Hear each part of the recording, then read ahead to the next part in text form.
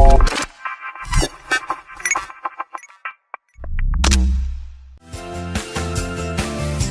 everybody, welcome to Olympic Minds Leadership Beyond Limits. This is a podcast for the leaders of leaders, the visionary of visionaries. It's for those leaders who want to go from mediocrity to mastery and from success into significance. It's for the leaders who understand that leadership is way beyond theory, something that you read in a book. This is about people who have lived leadership, who know leadership from the perspective of wisdom. So wisdom is that perspective of knowledge plus experience. And I'm your host, Sherry Wynn, two-time Olympian, national championship basketball coach, CEO of the Winning Leadership Company, author of 5 leadership books. And today we're going to talk to Tara LaFon Gooch. I had to make sure I said Tara, not Tara. So Tara. And so let me tell you that I interviewed her. Let me go backwards. I did not interview. She interviewed me for a podcast. So let's go backwards. She interviewed me on her podcast. We had such a marvelous time. I really loved her. And she is an author, she's a speaker, she's a podcaster. And what's wonderful about her is that she is one of those people that you want to know. Like, she's one of the people you want in your positive circle. She's one of the people that you want to talk to. She's one of the people that will energize you. She's optimistic, she's fun-loving, she's authentic. And let people learn a little bit more about you, Tara. So tell them what they need to know about you beyond that I really, really like you and admire you. Well, thanks, Sherry. I appreciate it. My name's Tara. I'm the CEO of Best Branding Solutions. It's a branding and marketing agency for thought leaders. And we started that through my own journey of leaving corporate America, finding and aligning with my calling and purpose, and helping other people do the same. Beyond that, of course, as an entrepreneur, I wear many hats, just like Sherry. I'm also a 2-time best-selling author, working on my 3rd book right now. I'm a podcast host as well, of the Host Grasp Confidence podcast. And GRASP stands for GRASP, Gratitude, Responsibility, Action, Site, Purpose.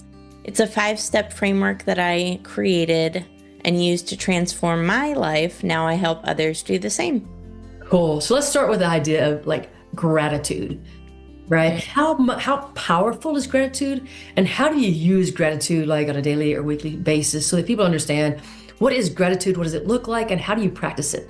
Absolutely. I think for such a long time, people thought and associated gratitude as like a buzzword, a feel-good emotion, something catchy and popular, right?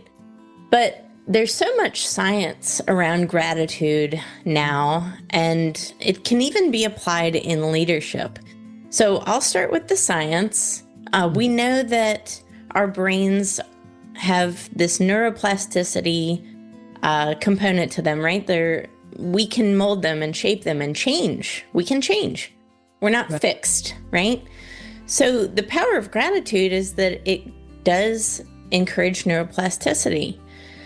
It helps us rewire our brains. And if we can rewire our brains, we can form new beliefs. If we can form new beliefs, again, we can transform. So this is so important. So not only does it enable neuroplasticity, but it also creates the feel-good chemicals like serotonin that help us feel better. We feel more elevated. We feel happier. And this is so important. Now, it's important for ourselves to live a better, happier, healthier life, right? But it has a resonating power for others. And if you're around a complainer, how do you feel, Sherry? You feel drained, don't you? Ucky. I'm just going to use the word ucky. You feel ucky. Yeah, you feel bad, right? Drained, yes. So I like to tell my daughter, I have a 9-year-old daughter, that when we complain, it's like taking coins out of the piggy bank. We actually lose, right? But if we express gratitude, it's like putting a coin in the piggy bank. Right. So this is so important, especially for leaders who are guiding organizations and teams, that you want to be seen as a grateful leader. If you're seen as a grateful leader, people are more receptive to your message when you talk to them. Right. They're more open to receiving guidance from you and discussions from you. Right. This is really important because, again, for so long, we thought of gratitude as something only within us, but it really has a resonating power. Yeah, the energy, right? The energy of it. It's so different. So if you're complaining or you're blaming or whatever you're doing, if you switch to gratitude, like in seconds, you feel lighter, right? Yeah. And so it's just the ability to just go, thank you, thank you, thank you. So I was sitting out, I like to be in the nature. So I was sitting in nature with this campground for 2 days, nobody in it, just us, and the whole thing was empty. And I was like listening to the birds, I was listening to the crickets. I was like, oh, this feels so good. I could hear the trees, like the breeze kind of moving the leaves. I was like, oh, and then people moved in. So mad. I was just so mad. I was like, I can hear them talking. Why don't they go use our quiet? I mean, I just started like, and I was like, wait a second, where did my gratitude go? These people, they're here, like they came for a different reason. And their reason was because there's 3 groups of people came in, they all converged like right across from us. And they're sitting outside, and they're being loud, and they're being noisy. I'm like, they didn't come for the same reason. They came for a different reason. And let me be grateful for the fact that they have found something that they can enjoy with one another, that they can have friends. And I had to change that whole mindset because I was getting so grumpy. And so they didn't ruin it for me. I ruined it for me, right? And so gratitude can change all that when you just start having the ability to see something good in whatever's around you. Right? Yes, absolutely. It's so key. And there's a lot of emotional intelligence that goes into this as well. If we think about as a leader, starting a conversation with someone, I know in my past, when I worked in corporate, I would have leaders come to me and say, why isn't this done this way? And they would start a conversation like that. Mm-hmm. Now, in my mind, what does the other person do who's on the receiving end of that message? Their brains go into fight or flight mode, don't they? Survival. Mm-hmm. And we're thinking of now, instead of hearing that person, we're thinking of, am I going to lose my job? I just bought my car. What about my mortgage? Oh my God, my kid's health insurance, ... I would challenge any leader listening to this show to really examine how you start a conversation. Right. Because, for that receiving person, that those words go into their ear, to the base of our brain, which is not a high, level of programming, through the limbic system, which is the emotional center of our brains, finally reaching the final destination of the prefrontal cortex, which is the logical center. So right. Our brains can't help but feel first. That's how we're designed. So instead of approaching a conversation that way, approaching a conversation with a bridge of gratitude for that other person, mm-hmm. Now they are receptive to what we're saying as opposed to defensive. Powerful. And I would say that's even true if you don't even say it out loud. Yeah. If you don't even start with the gratitude purpose of, hey, thank you for doing this, let's talk about it. But starting with going in with gratitude, internally, what do I like about this person? What do I like about this person's work? What has this person done? And you may not have to say anything to the person, but your energy shows up different. Yeah. Right?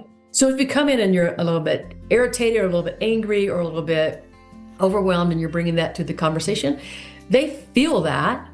Even if you didn't say the words, there's still a feeling, there's an emotion, there's that energy of emotion passing between the two of you. So if you can start with a different emotion, right, then it shows up in the way that you present yourself. It shows up in the words that you say, the eyes, how your eyes show up, how your veins in your neck don't pop, how you're just showing up. And I think it's so important that we understand that whatever energy we bring, it's something that people are feeling, even if we don't say it, they're feeling it. So walking in with, why do I love this person? And I don't mean love in the sense of romantic, but why do I really love this person? Why do I like what the work they do? Give me 3 reasons to think about this person positively before I have this difficult conversation. All of that changes how you show up, right? Yeah. So let's go back to your GRASP framework. And you said a big word, which to me is purpose. Ooh, yes. Purpose. Finding that purpose. A lot of people, I feel, don't walk around with good purpose, right? I mean, they're just kind of trying to fit in somewhere and they don't know why. They don't feel full, feel energized. So talk about purpose. How do you help people find their purpose In what ways do you help them navigate that? Let's talk about that a little bit more. Absolutely. It's almost an industry right now, purpose, right? There's a lot of self-help books about this, a lot of courses out there about this. With purpose, it was something that was always really elusive for me for a long time. And in fact, I never really considered me having a purpose. It just never crossed my mind, which is almost really difficult to believe right now. Because I've gone so far in my journey, but there was a point in time I never thought about it, never crossed my mind. It was just, I'm going to be successful and I want to do whatever that looks like. So for me, it was go the corporate route because I just associated that with success and stability and normalcy. And that's what I wanted. I wanted to do that. And I never considered, what am I really good at? I never considered what my strengths are, what I was passionate about. So I did the thing that I think people think is successful, and I don't think I'm alone in this, right? I got my MBA because I thought that was expected of me. Not because I wanted to or thought that it would fulfill me in some kind of way. I didn't consider myself in that equation at all. And for a long period of time in my life, it was kind of that, same path of do it because it's the right thing to do, not because you want to do it. And it wasn't until I branched out and started my own business and went full into entrepreneurship did I really take a deep dive in saying, you know what, if nothing changes, nothing changes. And that's still a mantra that I use every single day. If nothing changes, nothing changes. And I say that about almost everything, right? And I just really wanted to create significance in my life, whatever that was. For such a long period of time in my life, I didn't believe in myself. I didn't know what I was capable of, right? And we listen to the outside voices, don't we? We listen to those voices that say, you're too much, you're not enough. Right? Instead of what does my inner voice say? So I think, for purpose, it's a journey. It's not a one-time event. You don't say, well, I found my purpose. It's usually an unraveling, right? And I liken us all to onions. We have many, many layers, and it takes time to reach the center. But that's part of the journey of your purpose, of your life, of finding fulfillment. It's not immediately going to the center. It's what you're learning along the way and how that shapes ultimately you into being the person that you're called to be. Yeah, so you said initially purpose was about success, stability, and normalcy. Yeah.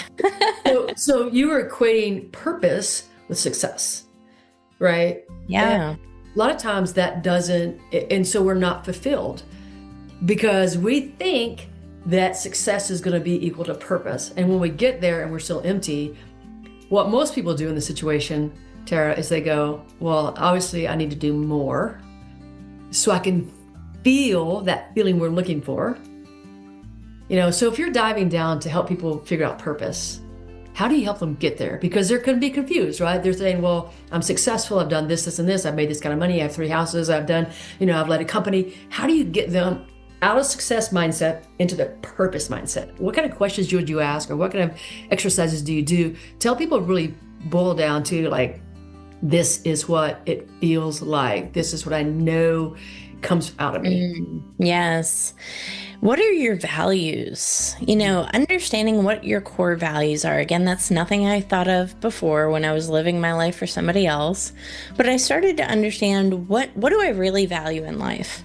One of my core values is freedom. So freedom, right, for me, may not look like working for somebody else. It may look like starting my own company. But again, could be different for everybody.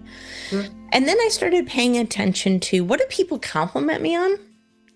Which is kind of a funny thing, because a lot of times, I feel like, especially as women, we dismiss people's compliments and we say, oh no, not me. But really listen to things that people are saying, really listen to them and pay attention. Mm-hmm. What are people complimenting you on? What are you good at that is easy for you? So this would be a strength. What are you good at that's easy for you that is difficult for somebody else? What does that look like, right? What gets you out of bed in the morning? What lights you on fire? This could be something that really makes you your heart full or breaks your heart in the case of like a social advocacy or something like that. Pay attention to those things. How, when you think about, just the world, how would you solve it? How would you solve some kind of issue, some kind of problem in your own way? Through your strengths, through something that makes you feel alive. And again, this deepens over time. So for me, it was, what did people compliment me on? I really realized people were starting to compliment me on my writing. People were also complimenting me on, in the case of my podcast, they were complimenting me on my interview style. I've had so many people compliment me on how did I grow a platform. All of these things were easy for me that made me feel fulfilled and alive, gave me a sense of purpose, but then I also use those same talents to help other people do the exact same thing. You're listening to an audience and solving a problem for them proactively. And then, that's ultimately how you can make money by aligning with your purpose and creating a calling, a movement around it. Right. I think you're right. I think that we're confused so oftentimes, and we don't know how to find purpose. Like I always have been purposeful. Like I was like, coming out of my mom, I'm like, gonna do this. Like I didn't have that problem, right? I aligned with it really quickly. What was my purpose? To be an Olympian. Like that was just like, boom, put the blinders on, go there. What was my purpose? To be a coach. Put the blinders on, go there. What was my purpose? Well, then it was become like, I want to write books. I want to really impact and influence people in a positive way. Like that for me was easy. So to listen to you talk about like how you had to go through the process of really being, I think, heart aware. Maybe that's a good one. Like heart aware. Like, because we're tapping into, like, we're listening to all the things that other people tell us, and we're not tapping into the heart awareness. And so it's like that thing that people say, which I didn't get earlier, is you had to be an observer of yourself, right? You have to be outside yourself, kind of looking into yourself so that you see yourself in a different way. And if we can be heart aware and be an observer of self, I think we can learn a lot about ourselves, right? If we could just do more of that. So when did self-awareness, like that whole piece of like learning who you really were, listening to what you're really telling yourself, when did that start being a thing for you? When did that come into your life? It sounds like you're teaching your daughter that already, so kudos to you, yay. But how did you learn to do that? Where did that start for you? It started at my lowest point. And I had to really fail big time in order to get there. And, I think this culture that we live in, we're terrified of failure. We're terrified of it. We don't want to go through it. But I feel like failure is almost a gateway to get you to the success that you want to be in. If you don't want to fail, you must not want to be successful, because it is a stepping stone, really, to success. So in 2022, after I quit my corporate job with no backup plan, by the way, which I don't know if I'd recommend, but it makes a great story. It does. It makes a great... Cortez, burn the ship behind you and you got no out. You just got to keep going forward because you don't have any backwards thing. Yeah. Yeah. It was kind of like a burn the boats scenario, right? And I left. I like to tell people this story because it is inspirational. And if you had one more thing than I did, you're already much farther ahead than I was. I had a company car, so I left a company car behind. So I didn't have a car. Company laptop gone. Cell phone company gone. What else did I have? No health insurance gone. I left it all behind. Salary gone. Because I said, if nothing changes, nothing changes. And I really wanted to see what I was capable of. Mm-hmm. And entrepreneurship is the mirror. It's the ultimate personal development mirror. And it shows you the good, the bad, the ugly, just like our mirrors do, right? And I really took that lowest point of me asking myself, am I good enough? Can I do this? Am I smart enough? Can I figure this out? But the stats say this, Sherry, 90% of businesses fail in XYZ and and all the data is in my face telling me this is not going to work. Right. But what if it does? Mm-hmm. And even though a preponderance of evidence was telling me that it was not going to work, I said, what if it does? And I love just the what ifs. What a lovely place to live, right? Instead of what if it doesn't, what if it does? What if it does? Yeah, it's a great way to teach. I was talking to one of my coaching clients, and so I don't coach a lot of athletes. I do coach some. It's not, I go, usually I talk to CEOs and C-suite executives, but some of these people are just they get into I don't know how they get into my awareness, but they just come. And so this is a golfer, and she is, on the road to being a pro golfer. And so we've had a lot of mental problems, a lot of mental obstacles, right? Not problems, mental obstacles. So one of the things she said was she would get into, she'd hit the ball and she'd hit it bad. And then she'd go, oh no, that means, now I'm in trouble and I've got to do this, I have to do this, and all this pressure. And so we started the what if. And this is the thing that I love is what if? Would it be really cool if I made this? Wouldn't it be really awesome if I did a hole in one, not a hole in one, but that I could par even off of this? Wouldn't it be awesome if I hit the green from here? Wouldn't it be in that kind of what if scenario? And so think about that, how it gets you excited, how it transforms you from the negative, like you're talking about, from the, oh man, this is so hard. And if 90% of the people fail at business, but what if I'm the one that makes it? What if I'm the one that transforms the people around me? What if I'm the one that writes a book that really, even if it's one person reads this book and it changes their lives, what if I'm the one, that energy shifts everything, doesn't it? And we don't even know, the words we tell ourselves. We're not even aware of all that, but the energy shifts into the what ifs when they're positive. And you can play that anytime. You can play that what if game anytime. You can shift a what if to the positive, and that gets you more excited, doesn't it? Like it gets you excited versus what if I fail, and what if this doesn't work out, and what if I, it's the what if down thinking. You can shift to what if up thinking at any time. It's just training your brain to shift. So, yes. Tara, what do you do to help you train your brain? Because it's only the people that train their brain are the ones who really get what they want.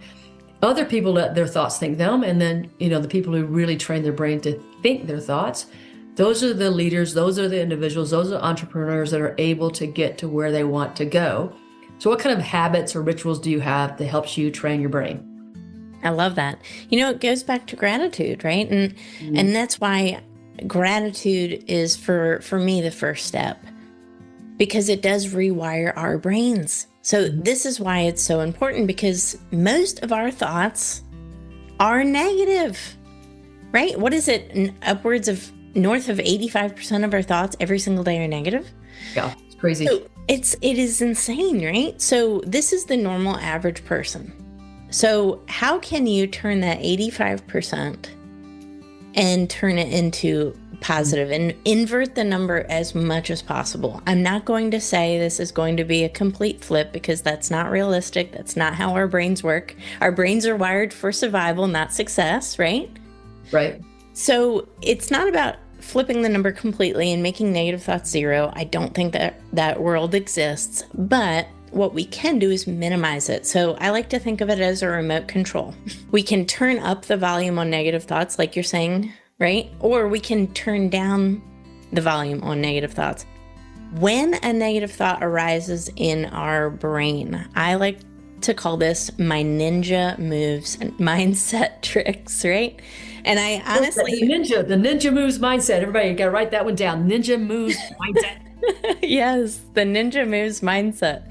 Picture a little ninja in your brain. Every time a negative thought comes in, I kick it out and I replace it as soon as I can. As soon as I tag it, name it, and identify it as a negative thought, because I feel like you have to name it to tame it, then the ninja comes in and replaces it with a positive thought, a thought of gratitude, a thought of what if it could actually be this way, right?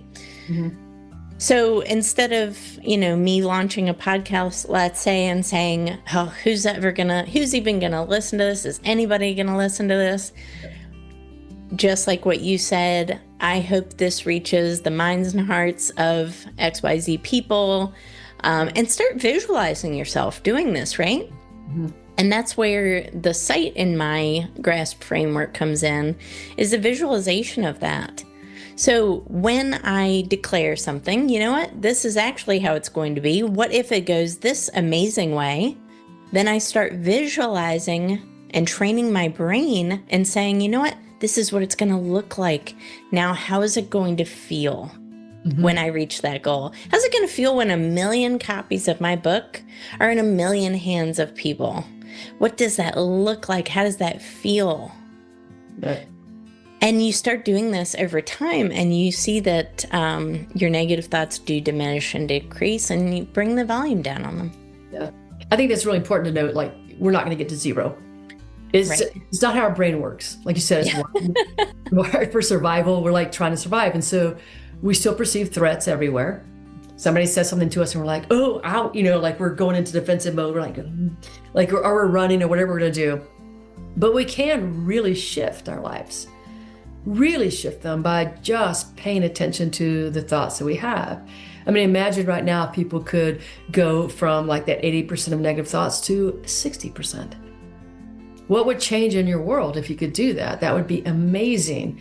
I love it that you said you got to visualize it and then you have to feel it. I think that some people miss that part. The vibration of something. Like, we can visualize something maybe, but that's a key. But that thing that you just talked about was the feeling of it, like getting your energy aligned with it. I think that's a challenging part, right? So for example, like, I've had chronic pain for a long time. I've had health issues forever. Let's just say not forever, since 35. It's been a long time. And I'm not 45. So let's just say that it's been a while.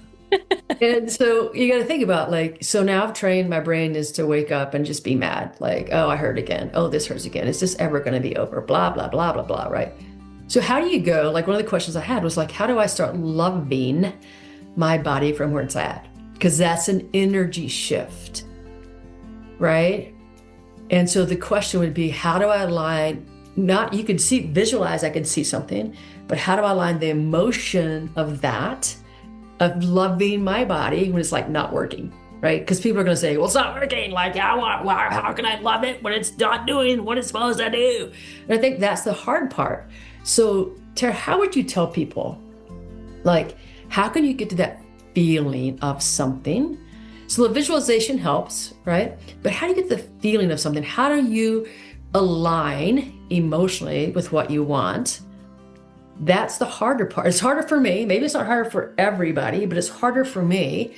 So when you don't have it, you're not experiencing it, how do you get to the opposite feeling of it? Because you have to get there, right? Before you're going to experience it, you have to align your vibration with it. So how do you teach people to do that? Or how do you do it?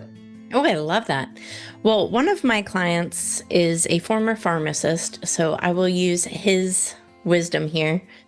And, the placebo effect is really powerful. We know that the placebo effect has been shown in study after study after study to be as effective in some cases as actual medication. How is that possible, right? Well, our brains, our minds are very, very powerful. And it's interesting that if we start to, and if you could practice this, right? If you say, you know what, this sugar pill, you don't tell yourself it's a sugar pill. That's the whole point. But this is going to give me XYZ result. And you believe it. You believe that it's actually giving you XYZ result. Or this pattern, this habit, this behavior is going to get me to XYZ result. Right. This thought process, meditation, whatever you decide to align yourself with, and you believe it's going to happen. That the hardest part, I feel like, is the belief. Agreed.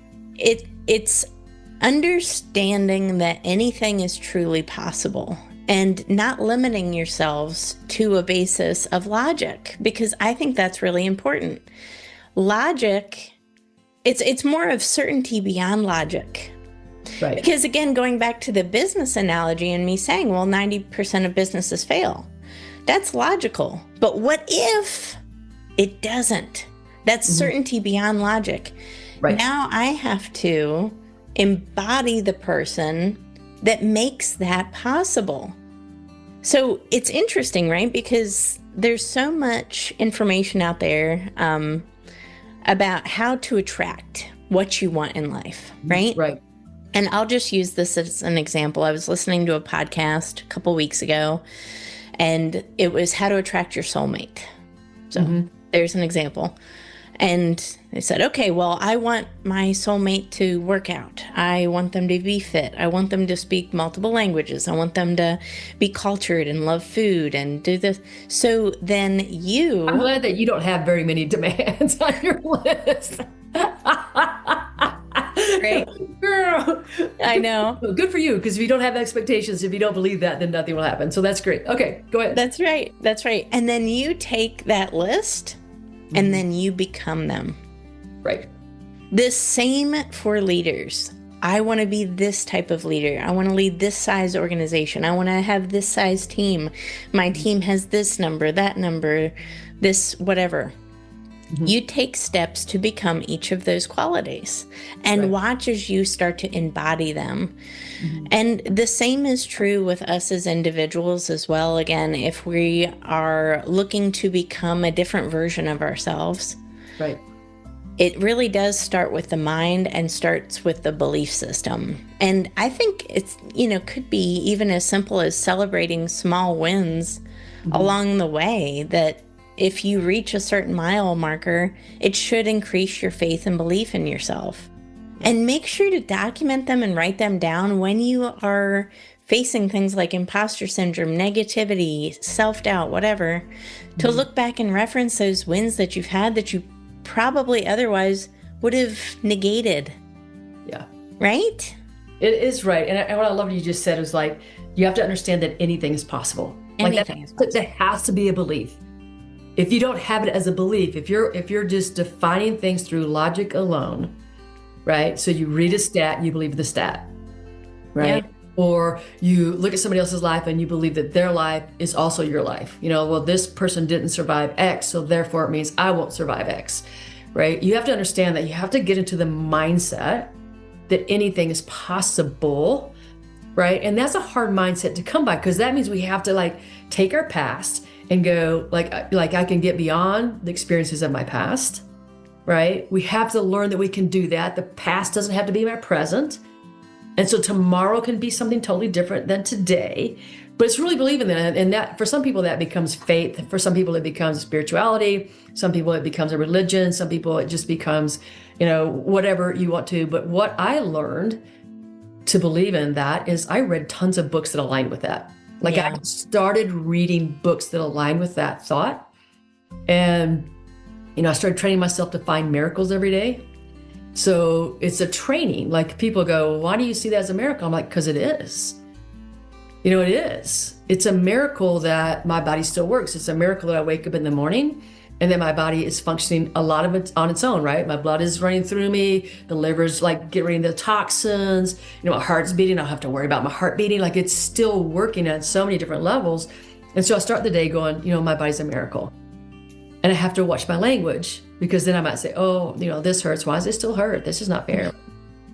But I think that you have to create your own beliefs. So one of the things you talked about right there, Tara, was believing anything is possible. So a thought is just a thought. It's just a thought until it becomes a belief, right? And so when you're training your thoughts, you're training your beliefs, and you have to train your beliefs into belief of what you want to see, right? That's the challenging part for most people, is continuing to train your thoughts on a daily basis until your thoughts become a belief. So what are some of the great podcasts you listen to or the books that you listen to that have helped you on your transition, right? From that person who was questioning and doubting all the time and listening to the unworthiness voice, which we all have. How did you get past that? What books can you recommend to folks, or what podcasts would you recommend to folks to help them start training their minds to a belief system that is going to enhance their future? I love that. Yeah, one of the first books to really change my life is called The Science of Getting Rich, published in 1910 by Wallace D. Wattles. And in that book, it was so much more than just getting rich. I think we read a book like that to gain success. We read a book like that because it has the word rich in the title, and that's, a goal. But the book really did change my life. And it wasn't so much how to get rich, it was more of how to develop a mindset that allows and attracts wealth. So it was, when I started realizing that I could surpass my current and past circumstances, that I was not fixed, that I could actually become whatever I wanted and that anything was possible, and started to believe that in myself, is when I started taking more chances, a different set of risks, but healthy ones. I started to change my environment, right? Because your outer world is a reflection of your inner world. I started to clean up my diet. I started to meditate. I started to do a lot of healthy exercises and practices that allowed for the reception of abundance in my life. Right.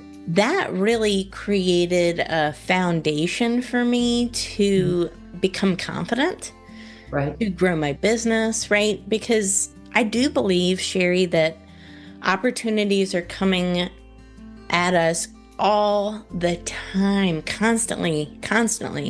Right. But if we don't have the mindset to receive, it's like a horse having a carriage behind it and it has blinders on. It can't see the opportunities. It doesn't mean they're not there, they don't exist. Right. It's just that we have blinders on. So that book really helped take the blinders off for me and realize the abundance all around me. And a lot of it is in the opportunities of connection, such as meeting you, my friend Sherry Wynn. How much is important? For me, I'll say for me, it's super important that I every day feed myself something positive. Yeah. That's super important. How I navigate my mornings is super important so that I stay there. So if you're talking to somebody like a leader right now and you're saying, hey, look, here are some things that you would do on a daily ritual or a weekly ritual. I think it's daily. I don't think you can miss a day. I can miss a day. If I'm in nature and I feel like I'm connected to God, I'm connected to all the beauty, I'm connected to all this stuff. There's wonderful stuff going on. So for me, when I get in nature, sometimes I don't do my daily ritual. My daily ritual is just enjoying the nature, right? Just being grateful for everything in front of me.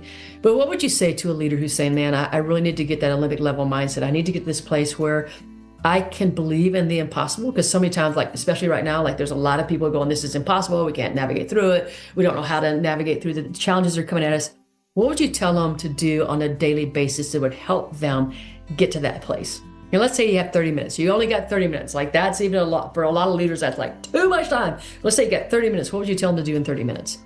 I would start with their morning routine. I love how you said that. So I would examine that. A lot of people wake up and immediately look on their phones, look in social media apps, and it starts comparison. It starts contrasting. You're comparing yourself against every single person out there.